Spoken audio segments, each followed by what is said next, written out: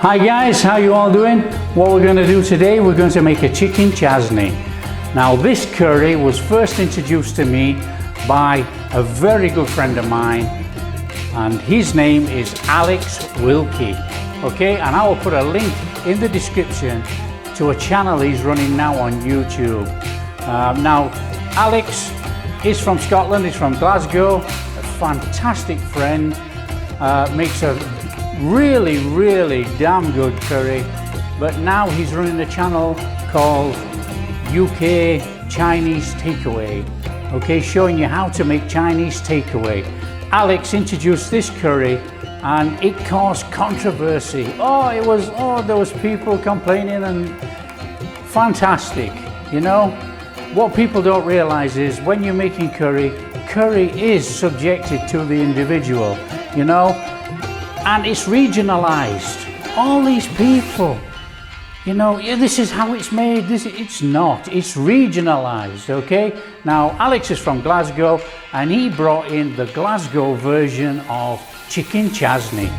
Now, I'm going to try and replicate that here at home, okay? Not in the kitchen, okay? Here at home in this kitchen.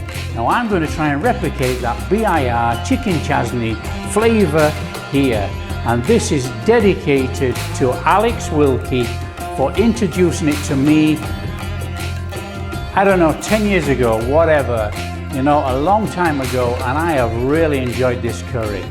Okay, so let's get on and let's make it. Right guys, what we need to do is put a bit of oil in the pan, or you can use ghee, entirely up to you.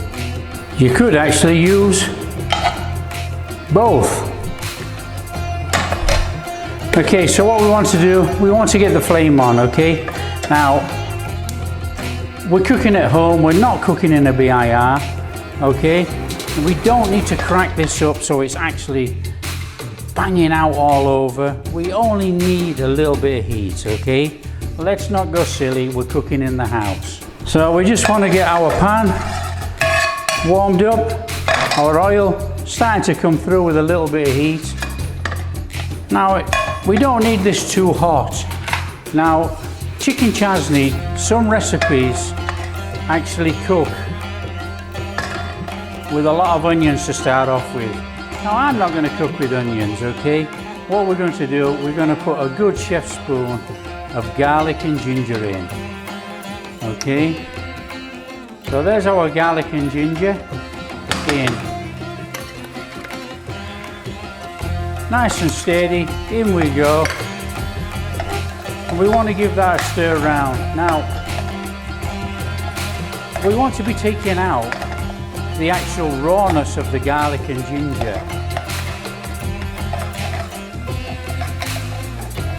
Now, it's not hard this, guys, okay?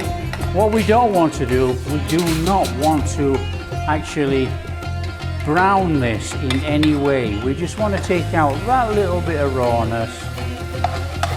And we don't have to go too high a flame. We are cooking at home, and obviously if it goes everywhere, her indoors is going to go absolutely bananas. So nice and steady, we just take our time. We're cooking at home. We don't have to get this out on the line in any length of time whatsoever. So nice and steady, let's give it a stir around. Cook out the rawness of this garlic and ginger.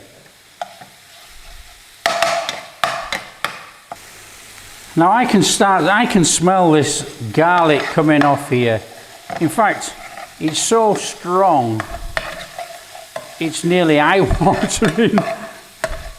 Okay, so nice and steady then, cook out the rawness. And then what we want to do, we want to add a good pinch of methi. Now, a tip guys for methi, okay, everybody has methi in packets, okay, and they normally keep them on the side. But if you keep it in the fridge, it dries out, so it's easier to crumble and put in, but doesn't lose its flavor or strength. So we've got some methi going on in there now, and what we need to do, is add about 3/4 of a tablespoon, not even that actually, of mixed powder.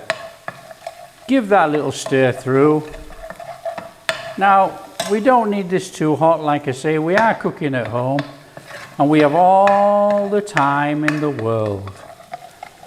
So cook that through, and then we want to add about a teaspoon of chili flakes. We want a little bit of heat in there, but not too much for this dish, okay?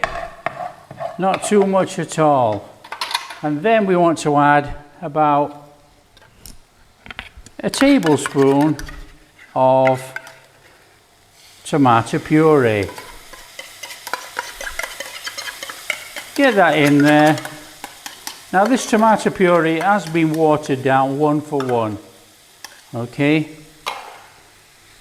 Get that in there, little stir in, and then what we need to do now is add a little bit of base gravy. And it's only a tiny bit because we need to loosen everything up in this pan. As you can see, it's starting to grab the bottom of the pan, but it's not burning, okay? Because we're not cooking at a high flame. We're cooking nice and steady, but it is grabbing the bottom of the pan. So we need to go in with a little bit of base gravy. Not much, you know, we just want to get in there and loosen it up. So in we go, nice and steady, loosen it all up.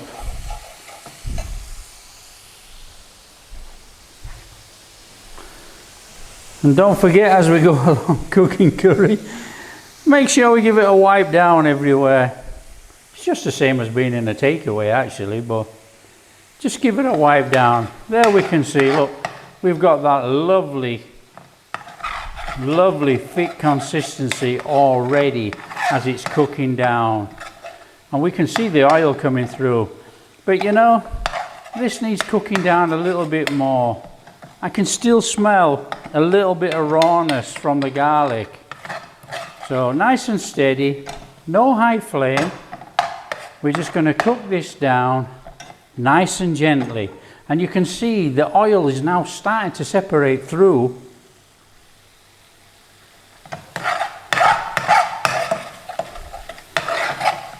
So like we say guys, nice and steady, look. And you can see the raw, you can actually smell the rawness is leaving the pan, and you can see the oil coming through, and now that's nice and soft. It's not grabbing the pan in any way, it's cooking nice and gently. So what we can do now, we can go in with our chicken, okay, our pre-cooked chicken. So let's put our pre-cooked chicken in there and give that a stir in. Now, okay, our pre-cooked chicken has got a bit of flavour on there. Woo, that's hot. Has got a little bit of flavour on there, but with this mix in the pan, it's actually going to put the flavour on our chicken. So this is a very, very easy curry. Okay, nice and steady. Not hard, and the smell guys that's coming out of this pan is absolutely incredible. Now that is absolutely wonderful. So what we can do, we can add a little bit more base gravy. Okay, stir that in nice and steady. Nothing hard about this, we're not rushing in a takeaway. And we're getting this lovely thick sauce already. Absolutely perfect. There we go. Now don't forget all the stuff around the side of the pan. Bring it in. It's all flavour. So there we are. Nice and steady. It's nothing hard about this, guys, you know. A BIR curry, everybody gets so anal over it and makes such a song and dance, you know, but a BIR curry is regionalised, you know, even down to tikka masala or something, you know. A tikka masala in Scotland is not the same as a tikka masala in Bournemouth. So there we go, guys, nice and steady. And what I will say, now we're talking about tikka masala, a chicken chasni is actually more popular than a tikka masala. So this has got a quite thick sauce already built up in here, okay? But none of this is burning because we're not actually cooking at a high heat.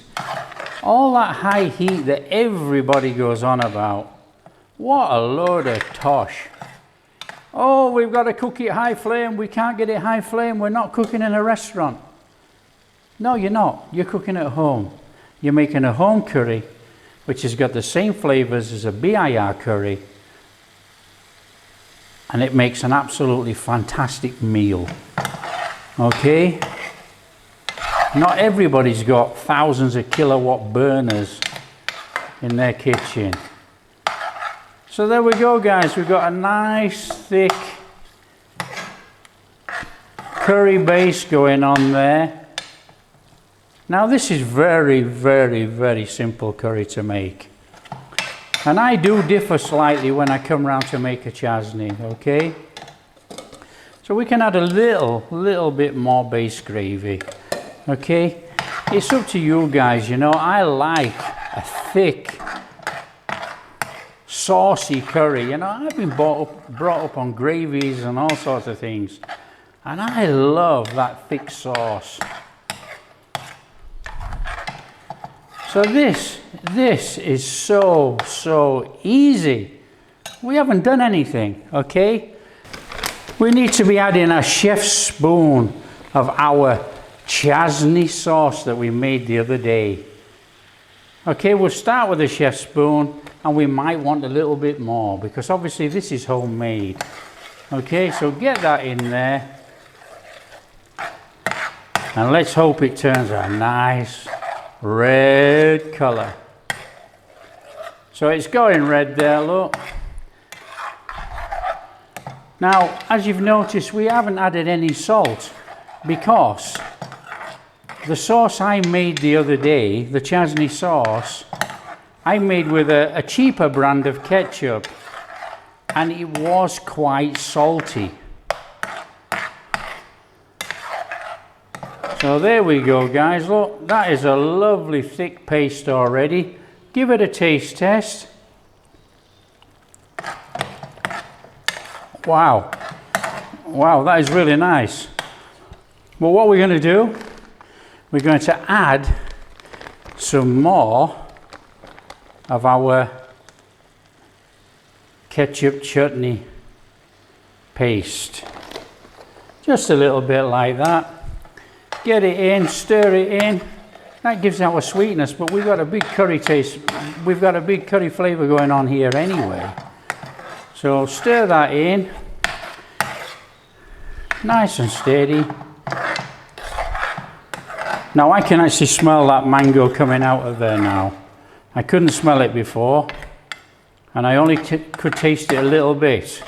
Now I can smell it really, really well. So again, look guys, we've got a lovely thick sauce going on here, okay? And we haven't cooked this on any high heat.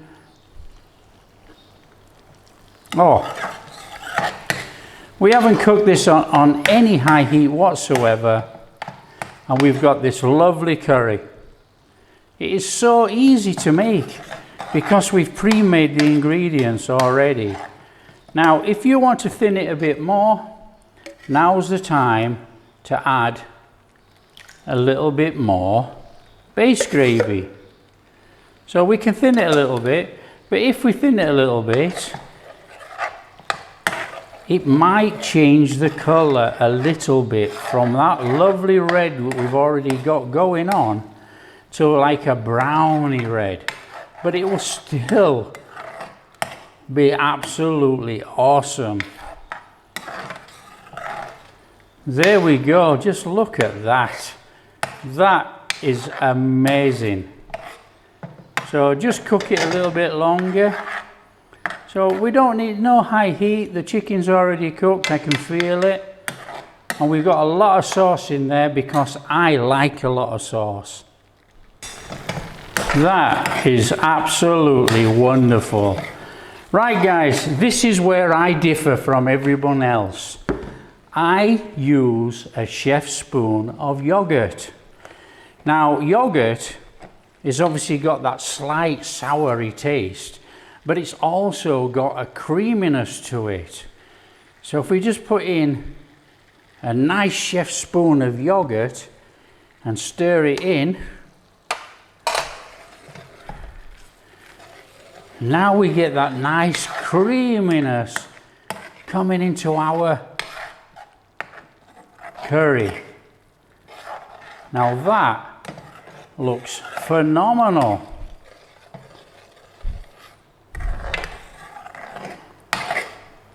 Now this is not a cheaper way to substitute on cream. It's just that the yogurt is creamy and has that slight sour taste. And in a curry, yogurt works really, really well. Now just look at that. A thick sauce. Oh, absolutely amazing. Wow. And this now is where we change it up a little bit. We actually put in some mint sauce. Now we don't want too much, you know, probably a teaspoon, no more than that. A teaspoon of mint sauce in there, stir it all in and get that in there, get that flavour in there. Let it cook for about 10-15 seconds. Nothing hard about this at all.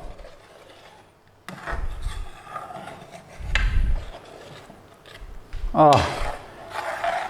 Now, if you like coriander, this is the time to add coriander before you add any cream, okay? So I'm going to add just a pinch of fresh coriander, no more than that. I want just a little bit in there. And now I'm not bothered about the raw coriander on the top of the curry. I'd rather have the coriander in the curry. So get that in there.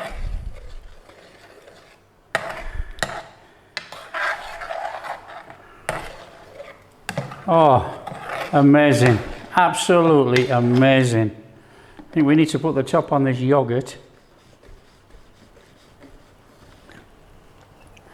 And then, this is the time we stir in. I mean, look at that, guys. Just look how thick that is. Look at that amazing curry. And this is the time we stir in as much cream as you want. So get that cream in there, stir it in, and turn this into a fabulous, creamy, tomatoey, mint flavored, slightly sour and sweet, amazing curry. Now that is absolutely incredible. Now what you can do, you can serve it like that, so you have this mottling aspect, this like marbling effect when you serve it in your serving dish. Or you can just stir it all in. It's entirely up to you guys, okay? That is absolutely amazing.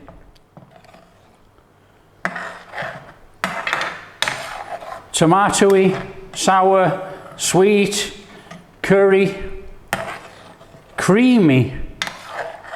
What a fabulous, fabulous curry. And what a fabulous curry that Alex introduced to me all those years ago, and it caused so much controversy because people didn't understand about regionalized curries. You know, everybody cooks the curry their own way, but it's regionalized. You know, I worked in takeaways I worked in a takeaway in Yorkshire, I worked in a takeaway in Leicester, and I worked in a takeaway in London. And I can tell you now, it was all cooked different. You know, it wasn't cooked the same. It's nearly the same, but not quite the same. Now, I didn't have the pleasure of working in Scotland, but I do have the pleasure of having very, very good friends that cook amazing curries in Scotland. You know, and they pass on the recipe, and just look at that. That is absolutely incredible. That is one perfect chicken chasni. Amazing. So all we got to do now, guys, we've just got to serve it up. So serve it up and enjoy. Now that is a Glasgow curry, absolutely awesome. Just look at that curry.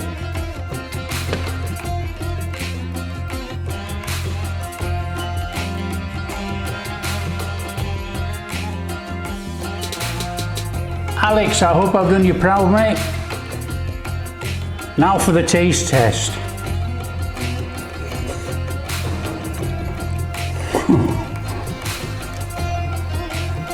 Oh man, amazing, absolutely fantastic. What a curry. Oh, tomatoey, slightly garlicky, got a bit of curry flavour, creamy. Oh, it's amazing. Now I can see why this has taken over the place of tikka masala. It is absolutely unbelievable. It's a fantastic curry. Oh. Well worth all the controversy all those years ago. It's a belter. It's so easy to make. That is absolutely amazing. Amazing. Alex, I know you're a friend, but you know, you make a banging curry. You ought to be making more curries. Now, if you like what we're doing, guys, don't forget, like and subscribe. Share with your friends, and we'll catch you next time.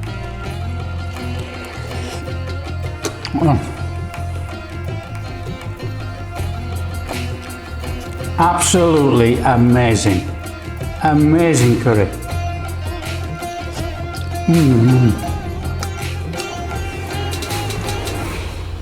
Oh man.